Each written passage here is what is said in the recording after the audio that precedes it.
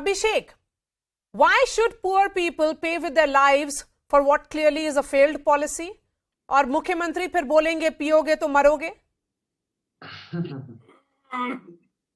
Maria, we have mentioned this various times that there are two different issues. One issue is liquor prohibition and the other is death due to poisonous alcohol. We should not mix these two issues. As the senior leader of BJP, Sushil Kumar Modi, when the BJP was just walking shoulder to shoulder with Honorable Nitish Kumar ji, have various times tweeted that in the different states where there is no liquor prohibition, still there are so many deaths because of poisonous alcohol.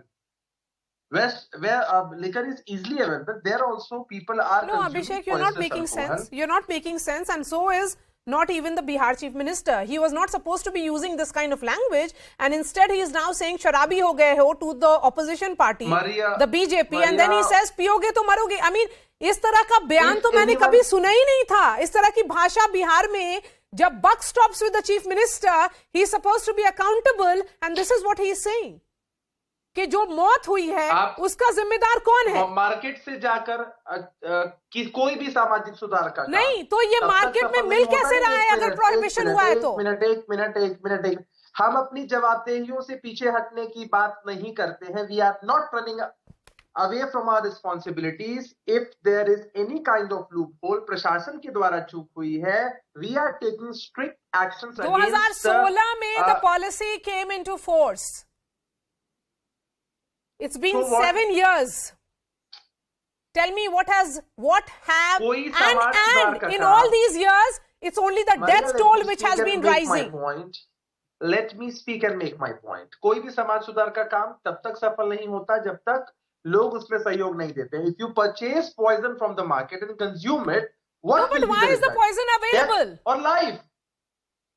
Death or life? No, but why is the poison available? Yashwardhan Azad, respond to this. This is like blaming the. We are not running away from our responsibilities. आपने अपनी बोला कि मेरी कोई जवाबदेही नहीं है, जो शराब पी रहे हैं उनकी ही जवाबदेही है, तो आप क्या आपने पॉलिसी इंप्लीमेंट किया? यशवर्धन आजाद, ऐसा नहीं कहा. आपने यही बोला. ऐसा नहीं कहा. कि आपने मार्केट में कैसे आप ले रहे हैं शराब जो जहरीली है? यशवर्धन आजाद, जहरीली शराब मिल रही है, उसको रोकना हमारी जवाबदेही है. But still anyone is consuming, the result will be death.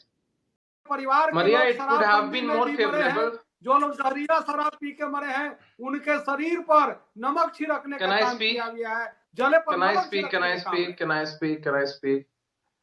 Maria, it would have been more favorable if you would have called someone as the official spokesperson of the RJD, because you have invited Mr. Sani to this debate. So he was the one who was accused and finally got convicted, and because of him Kurni seat was vacant, and he's kind of personal charge against him. Listen Abhishek, आप अपना जवाब दीजिए ना. आप पूरा उनका profiling मत करिए, आप पहले अपना जवाब दीजिए. हमने अपना जवाब शुरू में ही दिया. अभी लोकसभा में एक सदस्य ने पूछा था कि 2016 से लेकर 2022 तक कितनी मौतें हुई हैं जहरीली शराब से पूरे देश में.